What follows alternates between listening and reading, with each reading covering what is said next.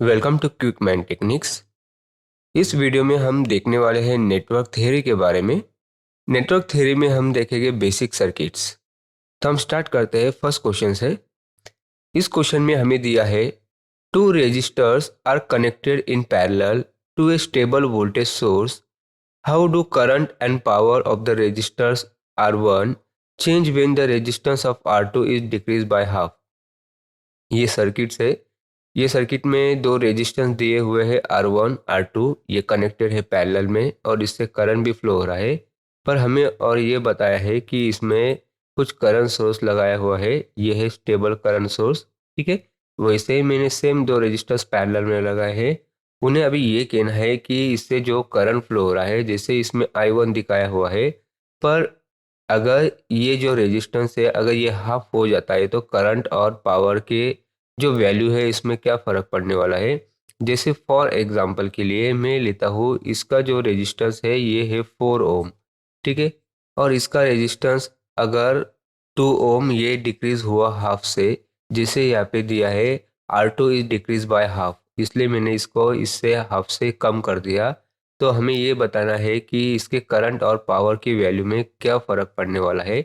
जैसे देखो अभी यहाँ से ये करंट फ्लो हो रहा है, यहाँ से करंट फ्लो होने के बाद ये I1 और यहाँ पे अगर मैंने सपोज इधर I2 ले लिया तो ये दो करंट यहाँ पे प्रोड्यूस हो गए, या तो यहाँ पे दो करंट फ्लो हो गए क्योंकि करंट ये पैरेलल में डिवाइड होते हैं। तो I1 अलग फ्लो होगा और I2 अलग फ्लो होगा। और यहाँ पे अगर हम मैंने रेजिस्टेंस हाफ कर दिया तो कभी भी रेजिस्टेंस कम हुआ तो करंट ज़्यादा ही फ्लो होने वाला है। तो इसलिए मैं यहाँ पे कहता हूँ कि यहाँ पे ये करंट जो फ्लो होगा ये ज़्यादा या तो इंक्रीज होगा और यहाँ पे जो होगा ये कम होगा। तो हमें पहले देखना है कि यहाँ पे करंट जो फ्लो होगा ये कम फ्लो होगा। तो हमें ऑप्शन में ये ढूंढना है कि ऐसा कहा दिया है कि करंट डिक्रीजेस। यहाँ पे फर्स्ट ऑप्शन में हमें दिया है करंट इज कांस्टेंट, तो ये कांस्टेंट करंट नहीं होगा। यहाँ पे करंट इंक्रीजेस, ये भी नहीं होगा, मतलब ये ऑप्शन नहीं है, ये भी ऑप्शन नहीं है। यहाँ पे दिया है both current and power constant, ये भी नहीं है। तो ऑप्शन यही हो सकता है क्योंकि करंट इसमें डिक्रीज हो रहा है, पर हमें अभी तक पावर के बारे में देखना है। अभी जैसे मैं और पावर के लिए एक फॉर्मूला दिखता हूँ कि मैंने यूज़ किया है power P is equal to I square R1। अभी जो ये पावर का फॉर्मूला हम यूज़ कर रहे हैं ये किसके लिए यूज़ कर रहे हैं हम, R1 के, मतलब ये अपर सर्किट के लिए, मतलब ये P1 यूज़ कर रहे हैं। इसमें हमने देखा कि करंट की वैल्यू तो कम होने वाली है, इसलिए अगर ये करंट की वैल्यू यहाँ पे कम होती है तो ये जो पावर की वैल्यू है ये भी क्या होने वाली है, यहाँ पे कमी होने वाली है। ठीक है, फिर यहाँ पे ये है directly proportional, current is decreases then power is also decreases.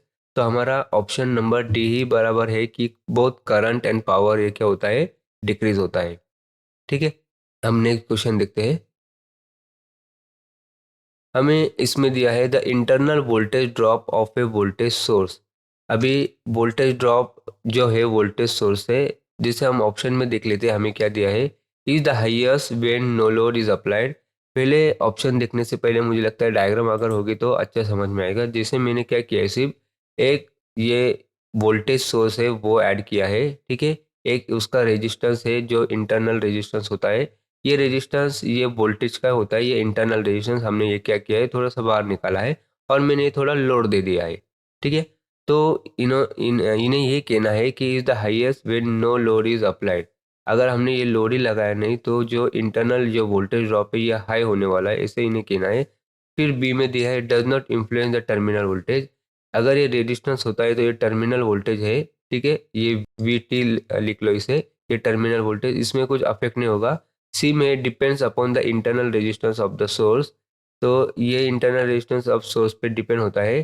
ठीक है, जो वोल्टेज ड्रॉप, ये जो इंटरनल वोल्टेज ड्रॉप हम देख रहे हैं, जो ये सर्किट है इसका जो इंटरनल ड्रॉप हो रहा है ये किस पे डिपेंड है, मतलब हमें फाइनली ये देखना है। जैसे डी में दिया है decrease with the increase load current, जैसे लोड करंट बढ़ता है वैसे वैसे ये क्या होता है, ये जो इंटरनल इसका जो ड्रॉप है वो बढ़ता है। ये जो इसका इंटरनल वोल्टेज ड्रॉप है ये पूरा डिपेंड होता है इसका इंटरनल रेजिस्टेंस पे। जितना ज़्यादा वोल्टेज का इंटरनल रेजिस्टेंस है उतना ही ज़्यादा वो ड्रॉप बढ़ने वाला है।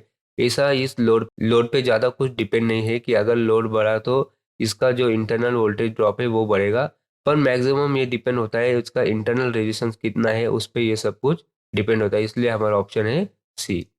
हम नेक्स्ट क्वेश्चन देखेंगे। नेक्स्ट क्वेश्चन में है, if a capacitor is charge by square wave current source the voltage across the capacitor is. अभी इसमें ये जो फॉर्मूला है हमारे पास, ये फॉर्मूला में जो वोल्टेज दिया होता है वो हम क्या करते हैं, कैपेसिटर को ये इंटीग्रेट करता है। मतलब देखो, अभी अगर आप इनपुट में स्क्वायर वेव दोगे, अगर यहाँ से मैं लिखता हूँ, अगर आपने यहाँ पे स्क्वायर वेव दी इनपुट, तो आपको कभी भी यहाँ पे जो आउटपुट मिलेगा वो ट्रायंगुलर वेव मिलेगा। ठीक है, तो फिर जैसे मतलब अगर मैं ये यहाँ पे स्क्वायर वेव दिया, तो ये स्क्वायर वेव क्या होती है, क्लिप होती है, इंटीग्रेट होती है। ये इंटीग्रेट होते ही आपको ये क्या मिलेगा, ये ट्रायंगुलर वेव फॉर्म यहाँ पे मिलेगा। इसलिए हमें यहाँ पे ये वेव फॉर्म जो मिलती है, ये ट्रायंगुलर वेव फॉर्म मिलती है। ठीक है, तो हमें आउटपुट में ये ट्रायंगुलर वेव फॉर्म मिलेगी। इसलिए फिर हमारा ऑप्शन जो होता है ये B1 as a triangular wave form हमें मिलेगी। जैसे ये कैपेसिटर चार्ज होता है स्क्वायर वेव करंट सोर्स से, तो आउटपुट हमें वोल्टेज अक्रॉस कैपेसिटर के पास मिलेगा, वो मिलेगा ट्रायंगुलर वेव। नेक्स्ट हम देखेंगे।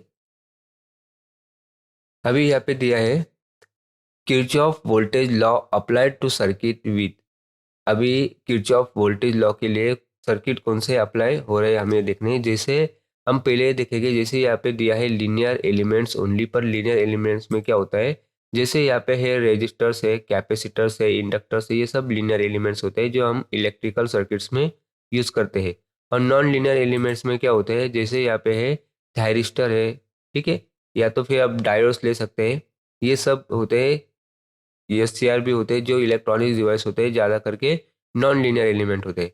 और अगर हम और देखा जाए, इसमें ये भी पूछा है कि ए में हो गए लीनियर, बी में हो गए नॉन लीनियर, फिर सी में दिए इन्होंने linear, non linear, active and passive element. अभी एक्टिव और पैसिव एलिमेंट क्या होते हैं, हम एक टेबल देख लेते हैं जहाँ पे ये दिया है एक्टिव, फिर बाद में दिया है पैसिव।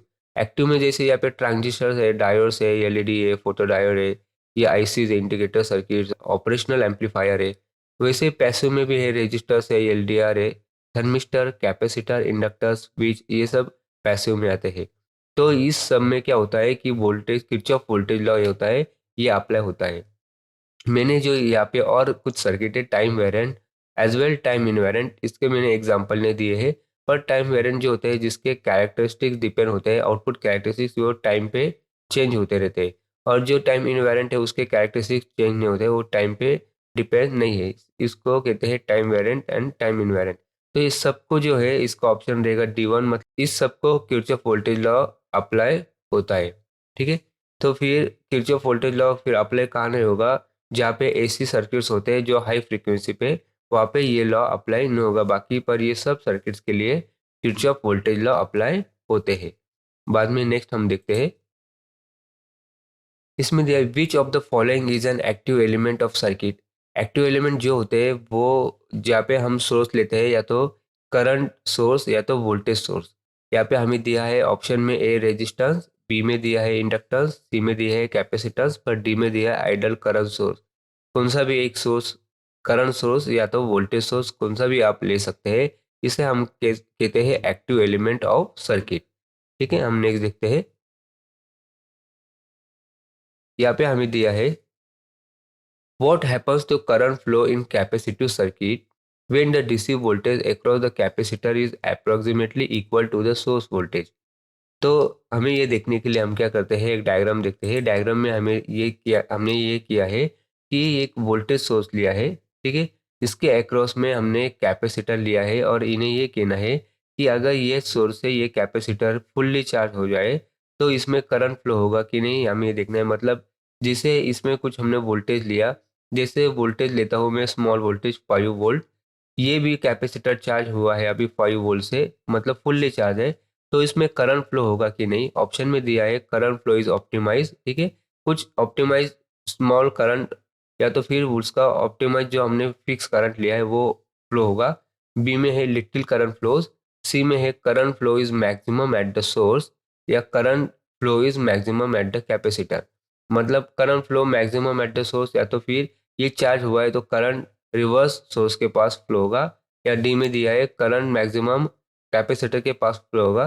तो हमें ये दिया है कि बी ऑप्शन जो है इसमें लिटिल करंट फ्लो होता है। ठीक है, अगर कैपेसिटर भी चार्ज हुआ फुल्ली तो भी स्मॉल करंट फ्लो होता है। जैसे हम देखते हैं मोबाइल चार्ज होता है तो हमें लगता है कि ये फुल्ली चार्ज है, पर उसमें भी स्मॉल करंट फ्लो होता है और बैटरी ये खराब करता है। इसलिए आपको याद रखना है कि लिटिल करंट फ्लोज, ये ऑप्शन बी है, ये फ्लो होते रहता है। नेक्स्ट देखते हैं हम। हमें नेक्स्ट दिया है the average value of current I A V of sinusoidal wave of peak value I M is. तो इसमें हमें ये देखना है कि एवरेज वैल्यू क्या होती है। जैसे मैं डायग्राम देखता हूँ, ये वेव फॉर्म है। वेव फॉर्म में हमें क्या दिया है, जैसे यहाँ पे maximum value I am the हुई है और ये दिया है टी इजिकल्स टू, ये टोटल टाइम है। जो हम एवरेज वैल्यू निकालते हैं सिर्फ पाई तक निकालते हैं, क्योंकि अगर हम एवरेज वैल्यू पूरे साइनोसाइडल वेव के लिए निकालेंगे तो क्योंकि हम एवरेज ले रहे हैं, ये पॉजिटिव और नेगेटिव एक दूसरे को कैंसिल करते हैं। इसलिए हम ये डेरिवेशन में निकालने के लिए सिर्फ 0 टू पाई तक लेते हैं। जैसे हम इसका फॉर्मूला देखते हैं, फॉर्मूला हमें दिया है जो है I average is equals to 1/पाई 0 raise to pi I D W T. देखो इसमें भी क्या किया है, पाई तक वैल्यू ली है, यहाँ पे 0 टू पाई तक ली है, क्योंकि एवरेज वैल्यू मैंने ये कहा कि हम सिर्फ पाई तक कैलकुलेट करते हैं। जिसे अगर हम आगे कैलकुलेट करें तो हम क्या करते हैं, इक्वल्स टू यहाँ पे 1/पाई, फिर इंटीग्रेट करते हैं 0 टू पाई तक, और आई जो लेते हैं I is equals to I M sine omega T, ये वैल्यू है हमारी, और डी डब्ल्यू टी। ठीक है, ये वैल्यू हमने ले ली। तो आगे हम क्या करेंगे, अभी ये आई एम तो कॉमन आ जाएगा, तो मैं यहाँ पे लिखता हूँ आई एम अपॉन पाई। ठीक है, यहाँ पे लेता हूँ, फिर मैं हम डायरेक्टली क्या करेंगे, अभी यहाँ पे इंटीग्रेट करेंगे। तो मैं यहाँ पे इस ब्रैकेट में लिखता हूँ साइन, और साइन का होता है इंटीग्रेशन करने के बाद माइनस कॉस, यहाँ पे है omega T D omega T, bracket complete 0 to pi. ठीक है, आगे हम और देखेंगे equals to I M upon pi, ये है माइनस कॉस, यहाँ पे पहले हम पाई लेंगे, फिर इसमें माइनस, फिर ये माइनस कॉस ऑफ 0, फिर से और एक स्टेप आई एम अपॉन पाई। अभी यहाँ पे कॉस पाई होता है -1, ये मैंने ब्रैकेट में लिख लिया, फिर माइनस और माइनस ये है प्लस, फिर कॉस 0 है 1, तो यहाँ पे हमें क्या मिलेगा, यहाँ पे मैं लिखता हूँ आई एम अपॉन पाई, ये माइनस और माइनस फिर से प्लस, ये 1 और ये +1, फिर 1 + 1 ये 2 आई एम अपॉन पाई, ये मिली है हमें आई एवरेज की वैल्यू। ये ऑप्शन में कहाँ पे दी है, यहाँ पे है एक ऑप्शन, यहाँ पे आपको पाई होगा। ठीक है, आपको ये देखना है 2 im/पाई, 2 im/पाई, ये है ऑप्शन सी में दिया हुआ है। तो हम नेक्स्ट देखते हैं, resistance temperature coefficient of copper at 20 degree Celsius is, ये है ऑप्शन सी में 0.00393 पर डिग्री सेल्सियस, ये है इसका ऑप्शन। बाद में नेक्स्ट देखते हैं हम, यहाँ पे दिया है इन electronic circuit for blocking the DC is component of a voltage signal A and dash is connected in series with the voltage source।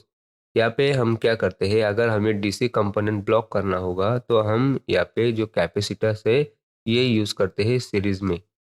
इसमें जो डीसी वोल्टेज होते हैं ये ब्लॉक करते हैं। ठीक है, ये कैपेसिटर उसे ब्लॉक कर देता है, इसलिए हम सीरीज में कैपेसिटर यूज़ करते हैं।